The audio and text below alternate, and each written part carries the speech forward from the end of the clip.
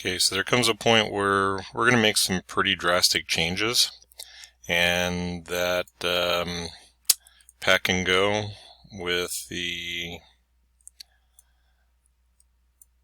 location. Save to folder P6-25, and we'll see if it picks up the name. No, I don't want to overwrite the assembly. Oops, I'm not sure I paid attention to what I just did. Oh, I'm saving to folder, so I needed to save to zip file. So on the off chance that I just overwrote, alright, so I go back over to my Windows file. Telling it no did not damage anything, but probably shouldn't do that too often. That was what I was looking for. Alright, so if I wanted to save the new folder, save it to a new folder, then I should have created it as we go. Alright, so revision B, just to make sure.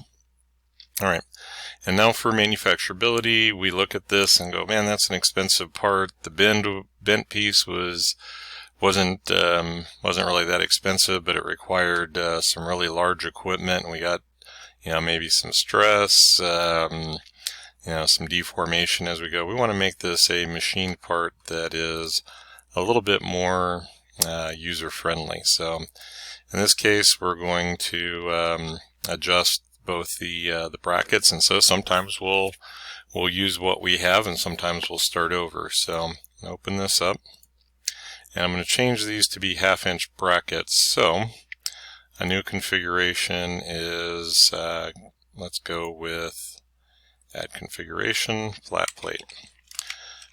Now I'm making this kind of purposely more complicated than it needs to be. If we make these adjustments, and these are confirmed adjustments to the model, then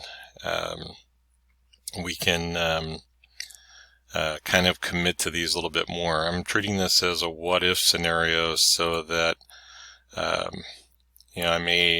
can still back out of this. I'm not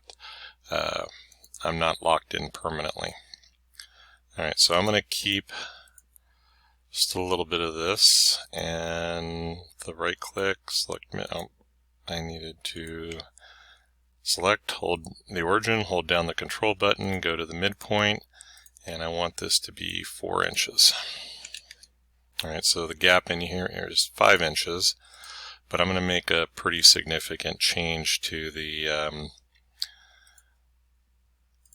other items. So extrude cut, flip side to cut, not really a link to thickness. Let's just go up to next.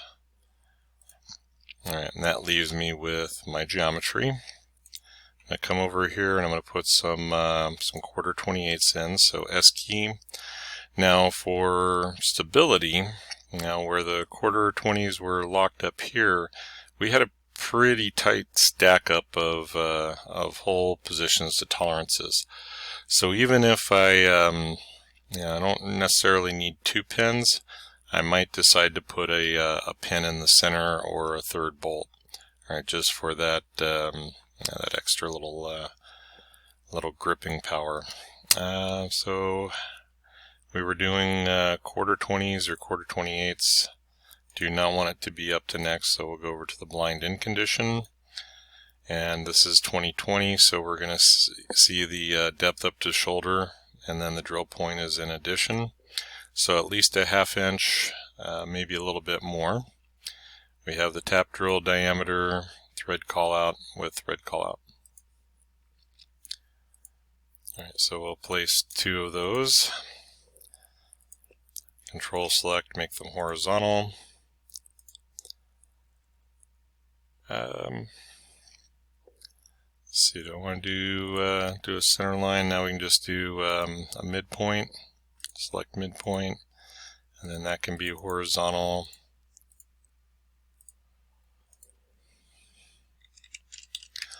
.375, and then we're 2 inches, so I'll just go 375 off of each end.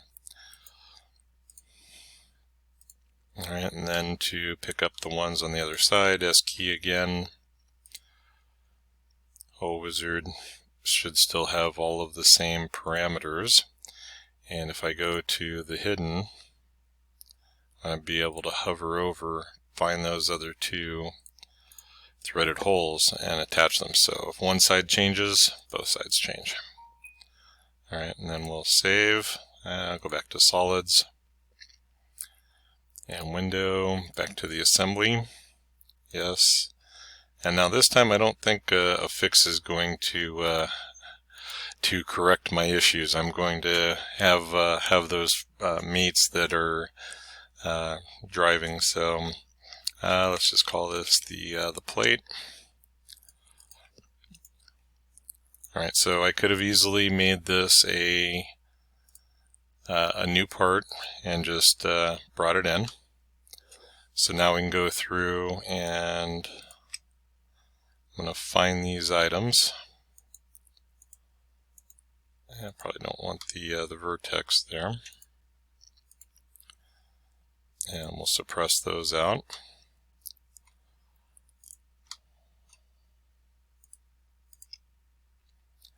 And suppress those out. Okay, so since nothing's moved, I can get a quick approximation. So 7 and 9/16, 7.562 is what I would need, and that looks almost close. Maybe a little bit different there. All right, so I'm going to create a new part this time, and we're going to do some replacement.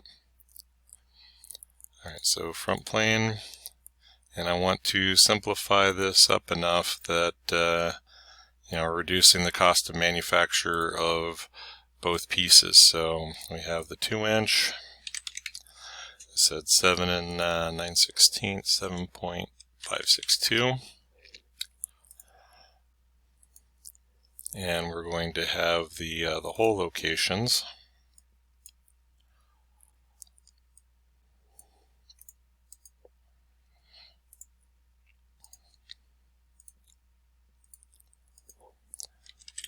So that it's centered, and 0.375 from the edge. And then this is one of those choices, because this is an evolving project. I might not be doing top-down or multi-body on this, so depends on what the real end product is going to be here. And we'll set those to equal. Alright, so there was a slot in the middle.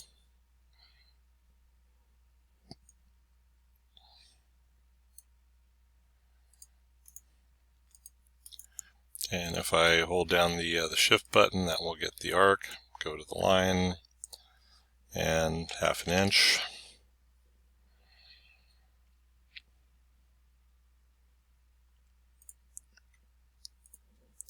Let's see what 4 inches looks like. I don't remember what the hole size or the hole location was, but I'm not going to put the slot in. The slot is adding cost to my geometry, and the goal here is to reduce that cost. So know that the tube can go upwards of 0.5.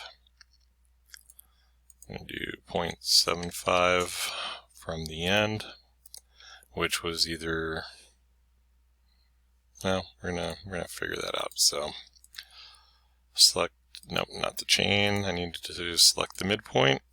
Control select. We'll just grab a couple points, make all those horizontal. And let's see, if I drag something here, I did not tell it how big I wanted it.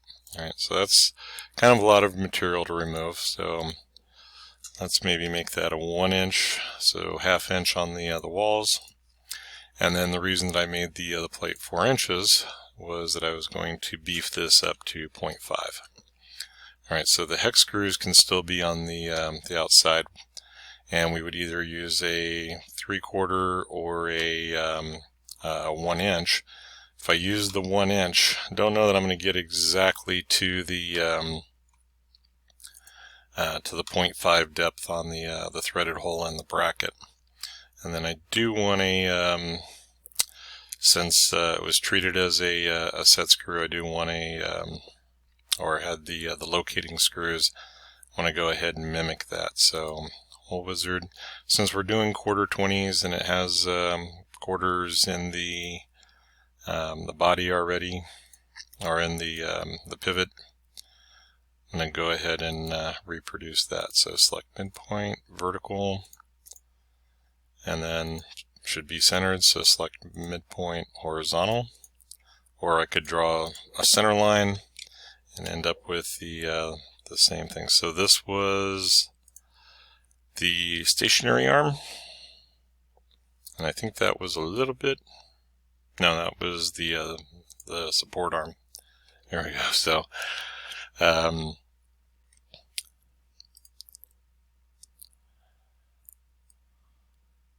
so instead of we'll do a support plate as an alternative. So keep the naming close, just as long as you can recognize the differences. Alright, so radiuses are a little more expensive than chamfers. I still want this to have a little bit of an edge break, so I'm just going to chamfer it at this point. 10 millimeters is a little bit big, so 1/4 inch.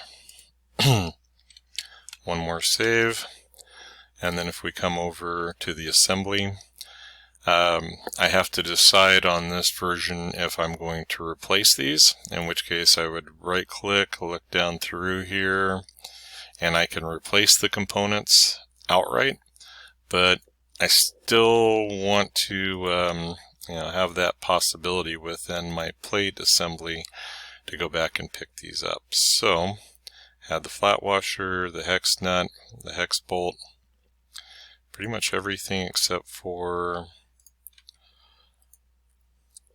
those two guys, and suppress and suppress.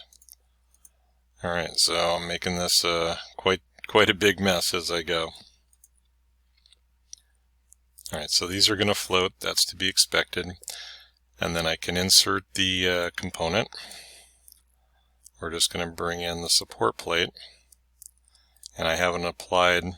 One of the things with the symmetry, or the nice thing about the symmetry, is left to right, side to side is not going to pull anything within the geometry. So looking at how this is going to fit together, I may want to take those two chamfers out. They're going to double check hole locations by making those concentric. And if I ever move off of change of dimension that is going to create a problem, then I want to have the assembly warn me, go into that overdefined condition that I just created a misalignment. So coincident concentrics are going to be very useful in that way. Okay, one more. Face cylinder to cylinder, face to face.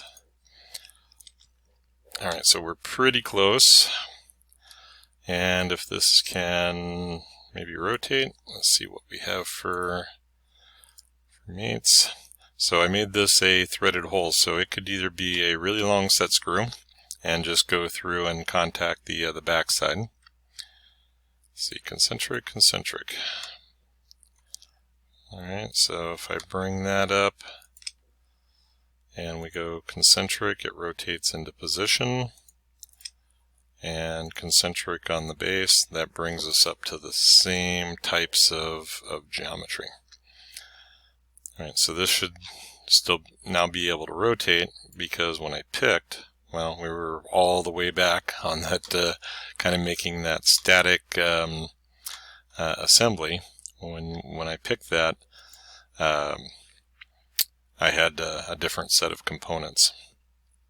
Alright, so a quick check, and notice that these are going to be grayed out. My support plates are showing up down here, so if I go back and edit the chamfer, this is going to be a quick way to get in and edit the in context in the assembly, and as I highlight those, it should show me which ones I pick. So if I hit delete on the keyboard or right click and delete, and then accept, and we should rebuild and make sure I didn't take them off the wrong end. Okay, got one. Thought I got the other one selected. Did it take it off the back? Yep. Okay.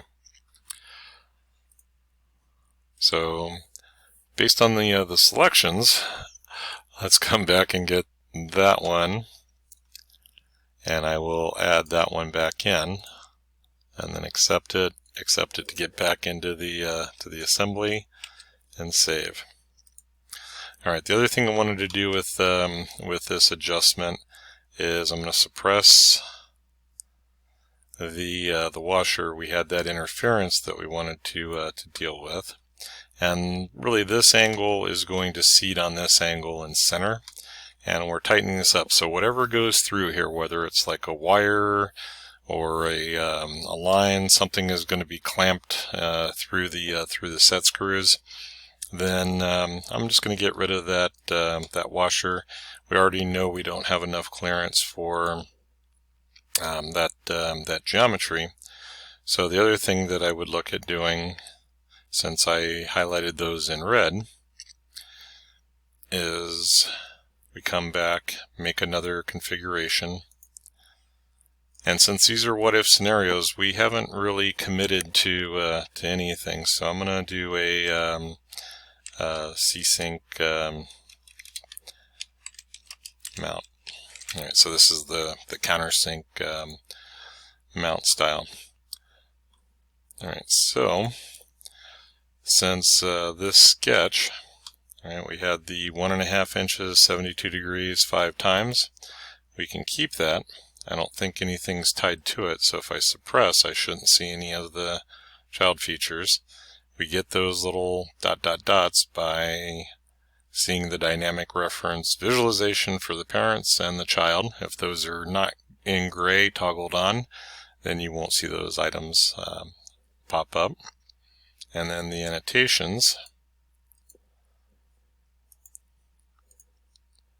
And then now that annotation, that's going to be an advantage of the markups over the annotation, is we can't really hide that so much. And I'm through with that, so we're going to resolve it and come back and pick those up. So I want the countersinks, and these are still being shown as ½ inch. I think based on the size and the geometry, we don't really need to go to ½ inch, but inch flatheads are going to be 82 degrees. We're going to bring this up to the ½ inch. The ink condition is up to next. I usually like to put a little bit of the head clearance, maybe 10 thousandths, just to show it, to make sure that it's the flathead will sit slightly subflush. So the trick with the flathead is going to be, will it fit? All right, am I going to overrun the countersink by doing this? All right, so that's one of the reasons that I don't want to get rid of the I don't necessarily want to get rid of the other through holes until I verify that this is going to be a desired result. All right, so one more.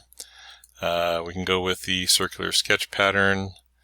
We're going to do the dimension, the radius, and the angular spacing, which turns off the numbers. So 5 should turn it to 72 degrees. And we'll go ahead and hit OK. Alright, so locate over.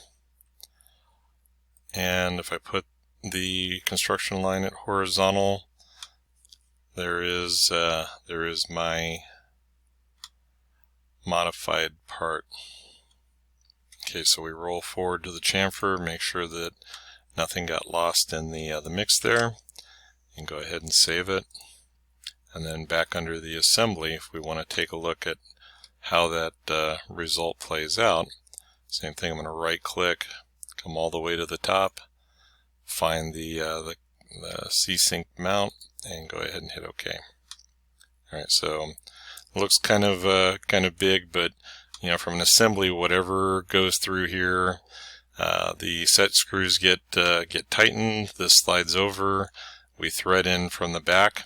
The other option or configuration that we might look at doing is half 13 threaded holes. That even at a 1-to-1, this being ½ inch thick, 1-to-1 depth to diameter, still gives us enough that whatever is coming from this side could potentially go in and thread into this flange.